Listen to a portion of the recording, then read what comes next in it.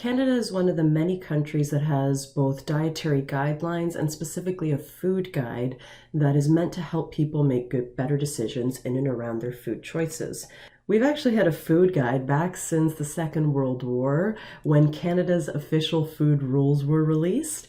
And really the point of these food rules, more than anything else, were to minimize malnutrition that was more likely during wartime when food was less available. So you'll notice there's some things on here that you wouldn't really see in a new food guide, like for instance about eating liver, heart, or kidney once a week. That might not be found in newer recommendations, but it's interesting to give that historical context to see how far we've come.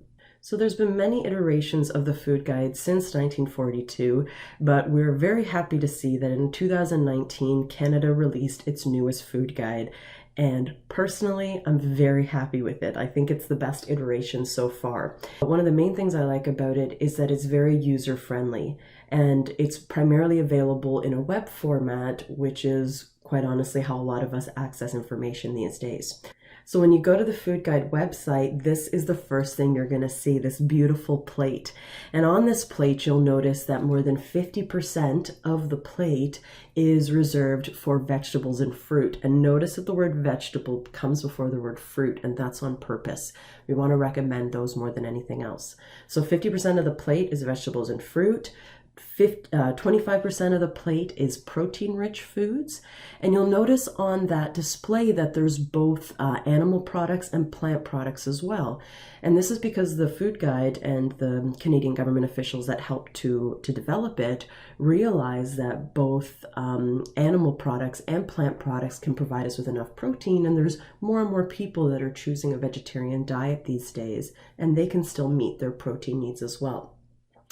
The other 25% of the plate is reserved for whole grain foods, and notice specifically they say whole grain foods, not whole wheat or grain, really whole grain. Those are the words we always want to look for, whole grain. This shows us that these foods are going to have more fiber, they're typically going to be more nutrient dense as well, and typically are going to have less food processing.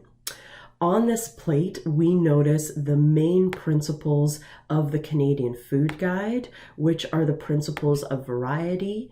There's a lot of different foods on that plate, a nice big, see lots of different colors, a lot of variety of foods there.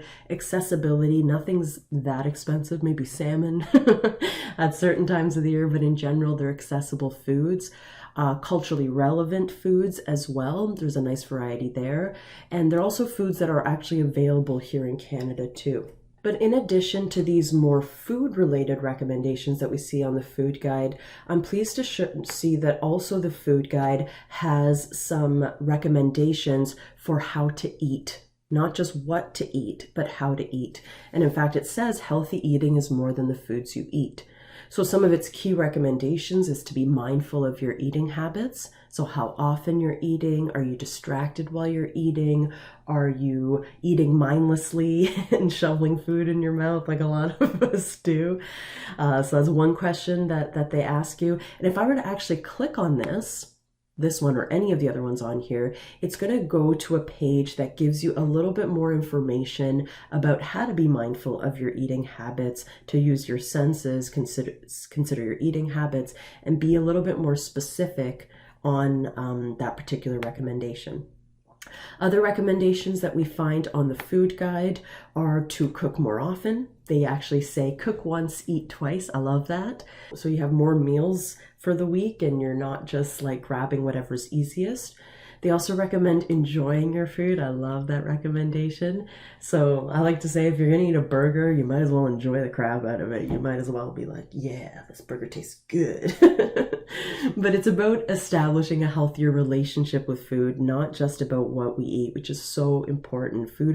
Our relationship with food is more than just what we eat. It's also how we experience food and what's going on psychologically with respect to our food intake as well. Eat meals with others. When we eat meals with others, we're more likely to eat more slowly. We're building our social well-being as well. And we might even eat less sometimes when we eat with others, depends. who you're actually eating with though. They also recommend using food labels. We'll talk a little bit more about that at the end of this chapter.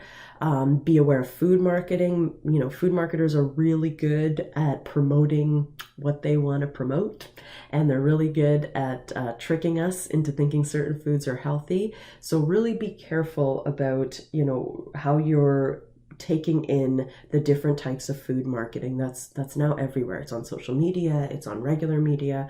We got to be careful. The only specific recommendation with respect to nutrients beyond, you know, drink water and eat protein-rich foods is the food guide also recommends limiting foods high in sugar, sodium, or saturated fat. The easiest way to do that is to consume mostly whole foods and minimize your consumption of those Nova Group 4 foods, those ultra processed foods that are more likely to be high in sodium, sugar, or saturated fat. What I also love about the food guide is that it is translated into different languages and into a number of indigenous languages as well to make sure that it is more accessible. That's back to that concept of accessibility for the food guide. The food guide also has recommendations for pregnant women and for women that are considering becoming pregnant. Our needs during pregnancy are actually quite similar to our needs when we're not pregnant, and like those concepts of eating whole foods, eating a lot of plants, not eating too much, eating a variety of foods, those all still hold. But during pregnancy, there are some specific recommendations that the food guide adds in. So this is a recommendation we see in regular eating recommendations as well about choosing foods that are more likely to be higher in unsaturated fats. They also recommend, especially during pregnancy, to choose fish that's low in mercury. As a rule of thumb, the bigger the fish, the more mercury, because they accumulate mercury as they eat more tiny fish. So tuna is a good example of a fish that tends to be higher in mercury because it is such a big fish. I know it comes in a can, so you think it's a small fish, but it's actually a really large fish. So a lot of people, when they're pregnant, they think, well, I'm eating for 2, so I should eat twice as much. The thing about pregnancy is you're not eating for 2, you're eating for like 1.05. You know, the baby that's developing inside of us when we're pregnant is actually quite tiny. So they only recommend increasing food intake in the 2nd and 3rd trimester by about an extra snack or extra meal a day, which I can assume is very difficult when you're pregnant and your hormones want you to eat a lot more. But this is typically what they recommend to minimize the risk of pregnancy obesity and to minimize the risk of gestational diabetes, which is common here in Canada. Our needs for iron, our needs for multivitamins, specifically folic acid, increase during pregnancy. So they recommend consuming a multivitamin. And if you just look for a pregnancy multivitamin, that'll for sure have both of those things. Also, our risk for infection goes up when we're pregnant. So the principles of food safety are really important then as well. So to minimize a lot of processed meats and things like sushi, which I love, which can potentially carry an infectious agent, these are recommended to be consumed like not at all or very, very minimally. Any kind of food that's a little bit undercooked, we don't really recommend that during pregnancy because the risk of an infection goes up so much more significantly, and that can really negatively impact a developing child.